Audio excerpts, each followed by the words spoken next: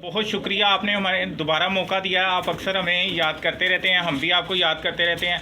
अच्छा ख्वाजा साहब, एक बड़ा अहम सवाल है, बहुत बड़ा मसला है कबूतरों जो शौकीन हैं उनके लिए कि कबूतर बहुत ज़्यादा कमज़ोर हो जाते हैं, तो उनका कोई देसी सा आसान सा हल हमें बता दें। औज़ुबिल्लाहिमिनश्शैतानिर्रजीम, बिस्मिल्लाहिर्रहमानिर्रहीम। क्या हाल है मेरे बच्चों, मदाहो और मेरे चाहने वालों। बेटा, ये मैंने आपको पुराना भी पहले कई इंटरव्यूज़ में बताया हुआ है, मैं फिर आपको ये आज आए हैं तो मैं आपको बता दूं। एक तो ये कि पिछली दफ़ा इन्होंने भाई ने जब मेरा इंटरव्यू लेना शुरू किया था पंजाबी में किया था, मैंने उसी वक्त ही चेंज करके उर्दू पे आ गया था और लोगों ने, इंडिया के लोगों ने बहुत ज़्यादा वो पसंद किया कि इंडिया इंटीरियर में उन्हों को पंजाबी नहीं आती, वो उर्दू आती है, तो उसलिए वो समझ उनको आ जाती है। उसमें बेटा एक चीज़ है कि जब आपने अगर सही कबूतरबाजी करनी है तो मैंने आपको पहले भी बताया था कि उसमें शॉर्टकट कोई नहीं है। उसमें मेरा अपना जो सारा तजर्बा है इतने सालों का, वो ये है कि जब आपके कबूतर अगर कमज़ोर हो रहे हैं, आपने जोड़े लगाए हुए हैं, बच्चे पाल रहे हैं, तो वो कमज़ोर हो रहे हैं, इतना दाना नहीं देते कबूतरों बच्चों को, तो सुबह सुबह आके सबसे पहले आप अपने कबूतरों को नाश्ता करवाया करें सूखी रोटियों का। वो ये है, आज से 4-5 महीने पहले या 6 महीने पहले ये रोटियाँ बाज़ार से, सूखी रोटियाँ तंदूर से ये मिल जाती होती थी 20 रुपए किलो। अब ये मिल रही हैं कोई 40 से 45 रुपए किलो। आप ये ले आया करें। इनको अगर फंगस थोड़ी सी लगी हुई हुई है तो आप इन्हों को धूप में डाल के खुश्क कर लें, बिल्कुल खुश्क कर लें, और बाद में इन्हों को मैं आपको बताता हूँ, ज़मीन पर रख के आप इन्हों को ऐसे ज़ोर ज़ोर से ईंट मारेंगे तो इनके छोटे छोटे से टुकड़े हो जाएंगे। इंडिया के इंटीरियर के लोगों को मैं आपको बता दूं, हम इसको पंजाबी में रोटी कहते हैं। मैंने जब पिछली दफ़ा बताया था उन्होंने कहा कि व्हाट इज़ रोटी। रोटी वो है जिसको आप लोग अपनी ज़ुबान में चपाती कहते हैं, हम इसको गंदम कहते हैं, हम इसको कनक कहते हैं, आप इसको गंदम कहते हैं। गंदम की चपाती, सूखी रोटियां जो मिल जाएं आप वो ले लिया करें, और उसका नाश्ता आप इन्हों को पेट भर के नहीं, इतना खाएं कि वो आप अपने पास रखें, ट्रांसफ़र ना करें, और उसके 2-3 घंटे के बाद आप उनको दाना डाल दें। बेटा, ये अभी मैं आपको दिखाऊंगा कि ये इस तरह खाते हैं कि जिस तरह ये भूखे हों बहुत दिनों के, और बड़ी खुशी से ये खाते हैं। ठीक हो गया ख्वाजा साहब, ये बड़ा अच्छा हो गया। अच्छा, इसमें मैं ना रोटी के शॉर्ट लगा के वो एडिट करके ना मैं कर दूंगा। अच्छा ख्वाजा साहब, सोकड़े का सवाल रह गया हुआ है हमारा। नहीं, सोकड़े का मैंने आपको बताया था बेटा, उस दिन बताया था। हाँ, सोकड़े का, हाँ एक और चीज़ आपने सोकड़े का पूछा था बेटा, सोकड़े का भी मैं आपको बता दूं, जो सबसे अच्छी चीज़। एक सेकंड दोबारा दो। अच्छा ख्वाजा साहब, सोकड़े का कोई तफसीलन, कोई देसी, कोई आसान सा हल हमें बता दें, और इसकी वजह बता दीजिएगा, ये होता क्यों है और इससे बचा कैसे जा सकते हैं, और इसका इलाज ये बेटा। सोकड़ा जो होता है ना, सोकड़ा आदमी में जब होता है तो उसको टीबी कहते हैं, तो ये होता टीबी की वजह से ही है। इसका सबसे अच्छा जो इलाज है ना, वो ये है कि आपके घर में जो भी सालन पका हुआ है, अब ये मैं आपको ऐसी चीज़ बता रहा हूँ जो आपको मेहनत थोड़ी सी करनी पड़ेगी। जो भी आपके घर में सालन पका हुआ, शोरबा, आप उसको थोड़ा थोड़ा सा कोसा लेके सिरिंज से 4-4 सीसी, 5-5 सीसी आप उसको वो देना शुरू कर दें। उससे उन्हों की आंतड़ें जो हैं वो ठीक हो जाएंगी, उनका सोकड़ा कम हो जाएगा। अब शोरबे का मैं आपको बता दूं, मैंने पिछली दफ़ा भी बताया था, यखनी, हम पंजाबी में लाहौर में यखनी कहते हैं। आप उर्दू के लोग इंडिया में आप उसको कह दें सूप। और इसमें सबसे अच्छी चीज़, अगर आपके घर में शोरबा नहीं पकता, अब जो मेरे हिंदू भाई हैं या सिख हैं, उन्हों के घरों में गोश्त की चीज़ नहीं पकती, तो वो ये कर सकते हैं कि बाज़ार से जाके ये जो होती है मछली, फिश के सिर लें, सिरे, उनको उबाल के उन्हों को आप उनका सूप दे दें। अगर नहीं तो आप पंजाबी में मैं आपको बता दूं, जिनको हम पावे कहते हैं, बकरे की टांगे, वो जो आगे की होती हैं, एक बकरे का पाया लेके आप उसको जब उबालेंगे बगैर कोई नमक मिर्च डाले, उसके टुकड़े करके जितनी भी उसकी बोन मैरो है, ताकत, वो सारी की सारी पानी में आ जाएगी। ये आपको कोई आदमी नहीं बताएगा, ये मैं आपको बता रहा हूँ। उससे सर्दियों में कबूतर बहुत अच्छे पलेंगे और बड़े अच्छे, सोकड़ा अगर हो भी गया तो बड़ी जल्दी ठीक हो जाएगा। अच्छा ख्वाजा साहब, ये सोकड़ा होता क्यों है कबूतर को?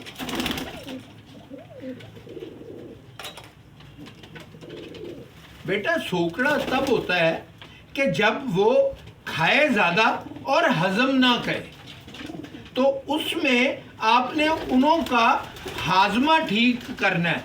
और सोकड़ा हमेशा तब होगा जब वो बच्चे पाल रहा होगा। उड़ने वाला कबूतर जो एक्सरसाइज कर रहा है, जो उड़ रहा है, जितना खाया उतना उसने हजम करवा लिया है उड़ा के, उसको सोकड़ा नहीं होगा। सोकड़ा हमेशा तब होगा जब वो बच्चे पाल रहा होगा और खाना ज्यादा खा रहा होगा। ठीक हो। अच्छा ख्वाजा साहब, अगला जी ख्वाजा साहब, अगला सवाल है, बहुत से दोस्त पूछते हैं, बाहर के लोग पूछते हैं, यहाँ भी नए शौकीन पूछते हैं कि कबूतरबाजी के असूल और कबूतरबाजी कैसे की जाती है, कबूतर के टूर्नामेंट कैसे उड़ाए जाते हैं, इस चीज़ को ज़रा तफसीलन ज़रा एक्सप्लेन कर दीजिएगा। बेटा उसमें ये है कि हर मुल्क के, बल्कि मुल्क के भी नहीं, हर शहर के अपने अपने असूल हैं।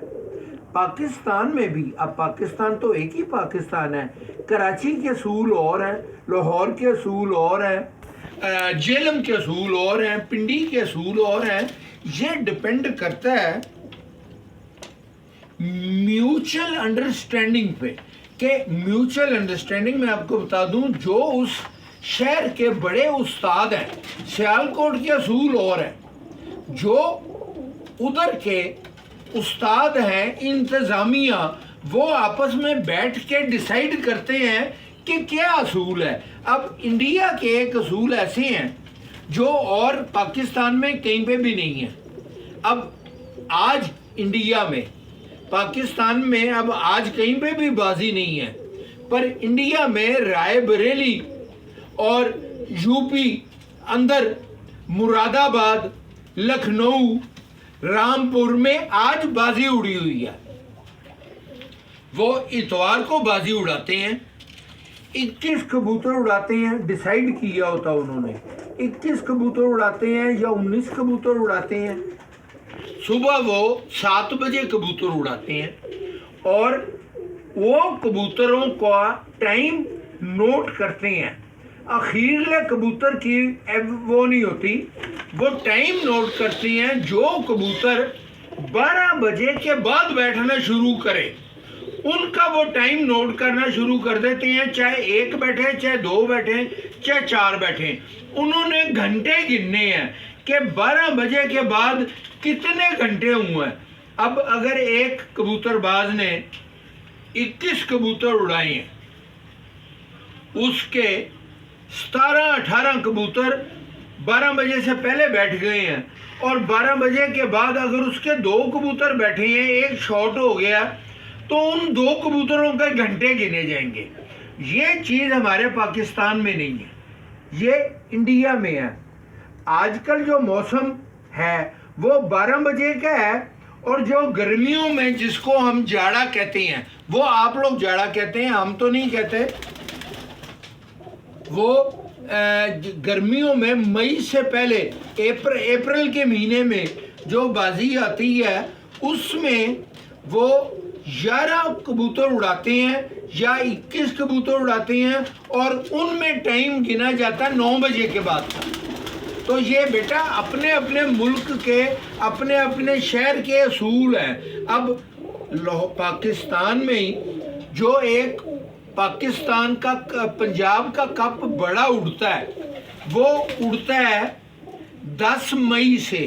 लाहौर के जो कप होते हैं वो होते हैं 15 जेठ से 28 मई से, वो होते हैं 10 जेठ से। लाहौर के कपों से थोड़े से पहले उनों की जो शर्त होती है वो ये होती है, आपने 11 कबूतर उड़ाने हैं। 11 कबूतरों में से जितने भी कम हो जाएं आप उसमें डाल सकते हैं और 11 की 11 बाजियाँ उड़ानी हैं। हमारी इधर जो लाहौर में है गेम, हमारी ये गेम है कि आपने 7 कबूतर उड़ाने हैं। 7 में से 2 चीज़ों की बाजी लाहौर में है। एक होती है एवरेज की कि 7 कबूतरों में से जितने भी आपके घर बैठे, चाहे 1 घंटा उठ के बैठे चाहे शाम को बैठे, आप उनके टाइम गिना जाएगा, वो अलग बाजी है। और एक अखीरले की बाजी है। ये दोनों बाजियाँ साथ साथ चलती हैं। ये डिपेंड करता है मालिकों के ऊपर कि वो क्या डिसाइड करते हैं। अगर तो दोनों शर्तें डिसाइड की हो तो दोनों होंगी, अगर दोनों नहीं होंगी तो एक होगी, अगर दोनों होंगी और एक आदमी एक जीत जाएगा एक आदमी दूसरा जीत जाएगा तो वो बाजी एक किस्म की कही जाएगी कि ये हमारी बराबर हो गई है, एक आपने जीत ली है एक मैंने जीत ली है। अच्छा ख्वाजा साहब, लाहौर की और कराची की कबूतरबाजी में कोई फ़र्क है? अगर है तो वो एक्सप्लेन कर दें। बहुत ज़्यादा फ़र्क है लाहौर की और कराची की कबूतरबाजी में। एक तो ये है कि हम कबूतर जो उड़ाते हैं, हम उड़ाते हैं कबूतर 5 बजे सुबह, वो उड़ाते हैं कबूतर 6 बजे या 6:30 बजे, क्योंकि 5 बजे कराची में हवा बहुत तेज़ होती है, समुंदर का किनारा, हवा बड़ी तेज़ होती है। अगर 5 बजे वो कबूतर उड़ाएं तो कबूतर उनके आसमान में नहीं जाते, कबूतर 11-12 बजे तक 1 बजे तक बैठ जाते हैं। अगर वो 6 या 7 बजे उड़ाएं तो कबूतर उनके शाम तक चले जाते हैं, उस वक़्त थोड़ी सी हवा कम होती है।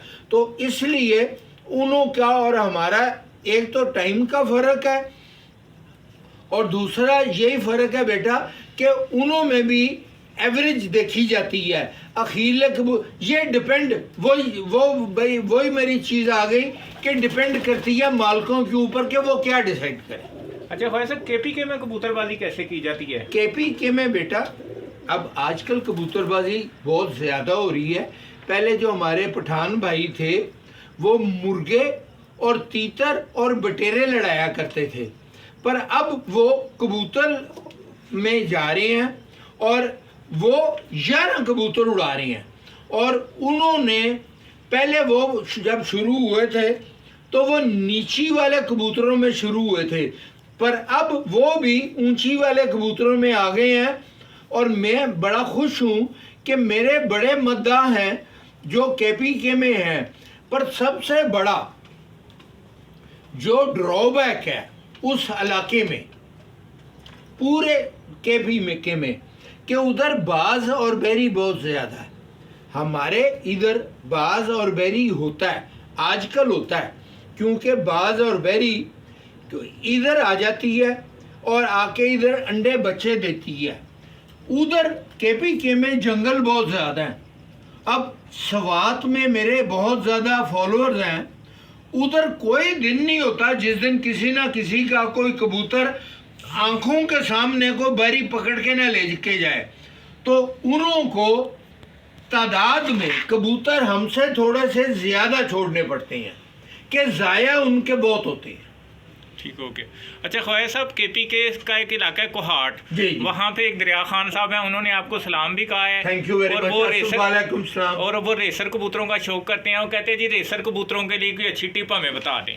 बेटा रेसर कबूतरों के लिए मेरे पास कोई चीज़ वो नहीं है, मैं ऐसे ही आपको बताऊं, क्योंकि हमारी गेम और रेसर्स गेम बिल्कुल फ़र्क है।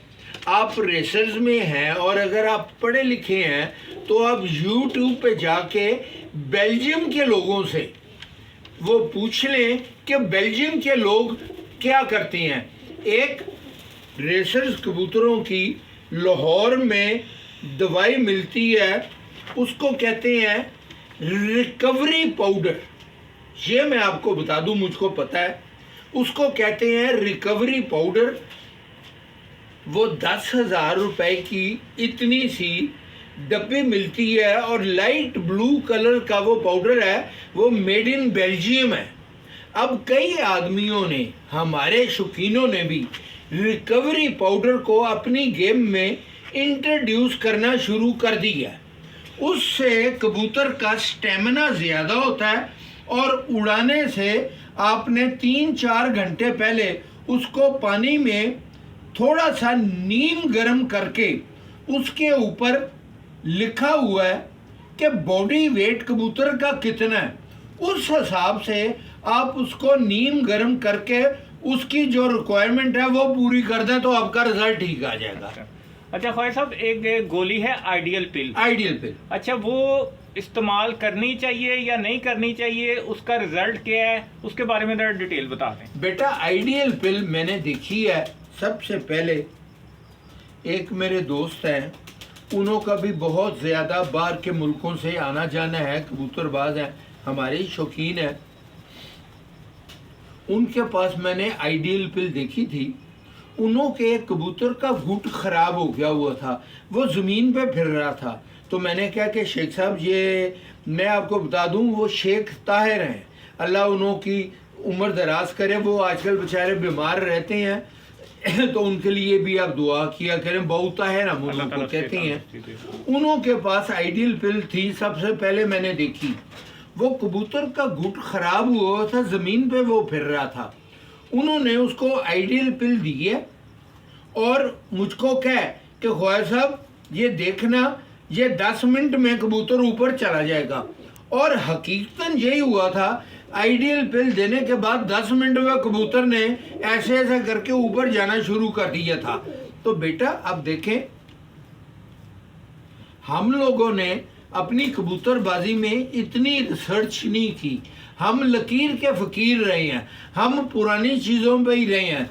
अब बेल्जियम की नेशनल गेम उन्होंने कबूतरबाजी कर ली है। अब अगर वो किसी चीज़ पे हमको फ़ायदा दें तो हमको उन्हों की चीज़ अपनानी चाहिए, तो हमको इंट्रोड्यूस करनी चाहिए। सिर्फ एक चीज़ है इसमें, आपने जो चीज़ भी ट्राई करनी है ना, आप उसको बाजियों से पहले ट्राई करें, बाजी वाले दिन ना करें। उसका इफेक्ट उल्ट भी हो सकता है। आपने अगर पहले कर लिया होगा तो आपको पता चल जाएगा कि इसका आफ्टर इफेक्ट क्या है। तो ज़रूरी नहीं है कि बाजी वाले दिन ही आप करें। बाजी वाले दिन आप करेंगे तो उस दिन अगर आप सफ़र कर दिए तो उसका नुकसान आपको ज़्यादा उठाना पड़ेगा। ठीक हो गया।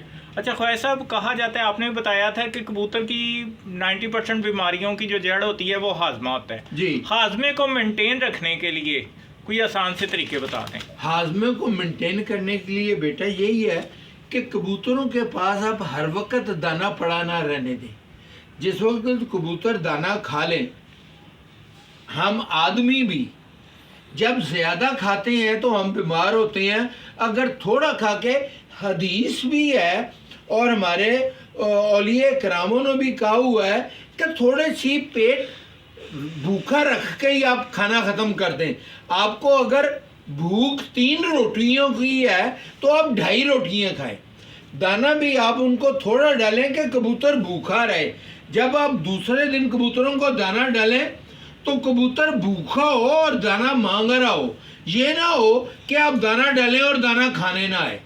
और उसमें एक और जो मेरा अपना तजर्बा है वो ये है बेटा कि जब भी आप कबूतरों को दाना डालने लगते हैं, दाना आप खा रही हैं, कबूतर, जो भी कबूतर आपका खुशी से दाना नहीं खा रहा, आपको महसूस है कि ये आज थोड़ा सा महसूस खाने को नहीं कर रहा, आप उसको उठा लें, उसको आप खाना ना दें। उसका आप जब पोटा देखेंगे तो उसके पोटे में थोड़ा सा दाना कल का पड़ा हुआ होगा। आप उसका पोटा पलटा दें। पोटा पलटा के 2-4 मिनट 5 मिनट आप उसको प्यासा ही रहने दें। उसके बाद बाज़ार से आप सोडा मिंट की गोलियां लाके अपने कबूतरों के पास रखा करें। सोडा मिंट मीठे सोडे की गोलियां होती हैं। जब हमारा बच्चा भी सोडा मिंट आप कर लें, अगर आपको सोडा मिंट मिल सकती है कोई, अगर नहीं, अब एक और चीज़ मैं आपको बता दूं, जो हम अपने पैदाइशी बच्चों को ग्राइप वाटर देते हैं। मैं भी ग्राइप वाटर पीता था, मेरे बच्चे भी ग्राइप वाटर पीते थे। ग्राइप वाटर ऐसी चीज़ है, वुडवर्ड्स का ग्राइप वाटर आपको समझ तो आ गई है। ग्राइप वाटर आप ले आए तो उनको खाली पेट ग्राइप वाटर 4-4 सीसी 5-5 सीसी दे दें, और उस दिन दाना बिल्कुल ना दें। अगले दिन देंगे तो वो ठीक होगा। अच्छा ख्वाजा साहब, कबूतरों को पानी दाने के साथ रख देना चाहिए? पानी देने का तरीकाकार क्या होना चाहिए, ये ज़रा बताइएगा। बेटा, जब आप कबूतरों को पास जाते हैं तो कबूतरों का पुराना पानी जो पड़ा हुआ है आप उठा के उसको रख लें, उसको साफ करके ताज़ा पानी डालें। गर्मियों और सर्दियों में कबूतरों को पानी ताज़ा ही देना चाहिए, ना ठंडा हो और ना गर्म हो। और आप दाना डालने के साथ ही पानी रख दें। जब वो दाना खाएंगे, कभी भी दाना खाते सार कबूतर बच्चों को दाना देने नहीं जाता अपने पोटे का। जब वो पोटा ऐसे करता है, उल्टाता है, तो उसमें पानी थोड़ा सा मिक्स होता है।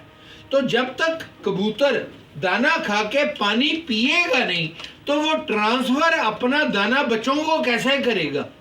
तो इसलिए आपको चाहिए कि बिल्कुल साथ ही आप उसका पानी भी रख लें। ठीक हो गया।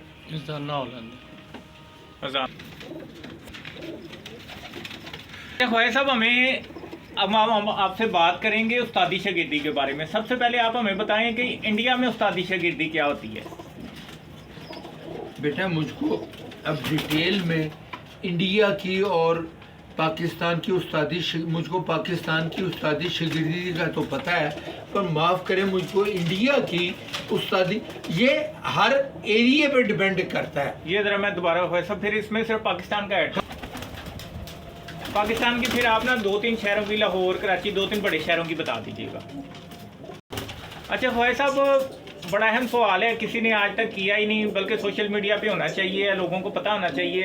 अच्छा, कबूतरबाजी में उस्तादी शागिर्दी क्या होती है और इसके असूल क्या होते हैं? उस्ताद कैसे बनते हैं, शागिर्द कैसे बनते हैं, खलीफा क्या होता है? ये ज़रा कुछ मेन शहरों के, लाहौर, कराची, पिंडी के बता दीजिएगा। बेटा, इसमें ये है कि मैं अब इंडिया के भी लोग, पाकिस्तान के भी लोग बहुत ज़्यादा मुझको इसरार करते हैं कि ख्वाजा साहब हमने आपका शागिर्द होना है। बेटा, मैं किसी को शागिर्द कर नहीं सकता, इसलिए कि मैं ऑफिशियली उस्ताद हूँ ही नहीं। जो उस्ताद होगा वो आगे से लोगों को शागिर्द कर सकता है। मेरे उस्ताद मरहूम फौत हो गए हुए, अल्लाह उनको जन्नत नसीब करे। उस्ताद फ़ियो थे, रफ़ीउद्दीन। उन्होंने मुझको 10,000 दफ़ा कहा था अपनी जवानी में, और मैं भी जब बच्चा था, कि ख्वाजा तू उस्ताद हो जा। मैंने कहा कि नहीं उस्ताद जी, मैं शागिर्दी ठीक हूँ। कराची के असूल, लाहौर के असूल, फैसलाबाद के असूल फ़र्क है। फैसलाबाद का असूल ऐसा है कि अगर एक आदमी उस्ताद होना चाहता है तो फैसलाबाद को कोई उस्ताद उसको उस्ताद बना नहीं सकता। कोई और शहर का उस्ताद आके उसको अपनी खिलाफत देगा तो वो उस्ताद बन सकता है, नहीं तो वो उस्ताद नहीं बनेगा। कराची का असूल ये है कि अगर आप उस्ताद बनना चाहते हैं तो कम से कम 4 साल या 5 साल आप उस्ताद के शागिर्द रहेंगे, आप उसकी खिदमत करेंगे, आप बाजियाँ उड़ाएंगे। जब आपका रिज़ल्ट अच्छा आना शुरू हो जाएगा और उस्ताद समझेगा कि आपको प्रमोट करने की ज़रूरत आ गई है तो वो आपको उस्ताद बना देगा। पर लाहौर का असूल बिल्कुल ही फ़र्क है। लाहौर का असूल ये है कि आपके पास पैसे होने चाहिए, आप जिस वक्त मर्जी चाहें आप उस्ताद बन जाएं। आप दावत करें, वो दूसरी जिस पार्टी के शागिर्द आप होना चाहते हैं उस पार्टी का हेड ऑफ द पार्टी आप बुलाएं और मुखालफ वो उसकी मुखालफ पार्टी का हेड ऑफ द पार्टी आए और आप खाना पकाएं और उनको बुला के आप सूट दें, पगें दें और हर उस्ताद जो है वो पग को हाथ लगाएगा और आपके सिर पे पग मुखालफ पार्टी का हेड और आपकी पार्टी जिसके आप शागिर्द हो रहे हैं वो हेड पर डालेंगे। गले में आप लाख, 2 लाख, 3 लाख जितना डिपेंड करता है आपको, आप उसको दें और आप शागिर्द हो जाए। अच्छा, ख्वाजा साहब कहते हैं कि जो कबूतरबाजी है, बाजियाँ लगाने, कबूतर को टूर्नामेंट उड़ाने, ये जब तक आप किसी का शागिर्द ना हो ये नहीं कर सकते, ये ज़रा डिटेल बता दीजिए। उसमें बेटा ये है कि जब आपने 7 बाजियाँ लगानी है, कट की बाजी लगानी है, तो आपको कोई ना कोई ग्रुप पसंद करना पड़ेगा कि किस ग्रुप में आपने एंटर होके बाजी लगानी है।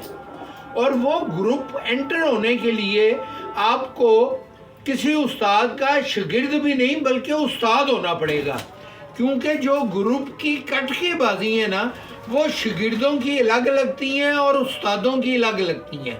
और उसमें पहले तो होता था कि आमने सामने बैठ जाते थे, एक आदमी आवाज़ देता था, दूसरा आदमी उसको एक्सेप्ट करता था, तो बाजी लग जाती थी और ₹1.25 की बाजी होती थी। अब कट की बाजियों का रेट भी ज़्यादा हो गया, ये लगती हैं 15 जेठ की बाजी हैं, 7 बाजी हैं, उनों में से आपने 4 जीतनी है, चाहे आप पहले जीत लें चाहे आप उड़ा के जीतें, जैसे भी करें।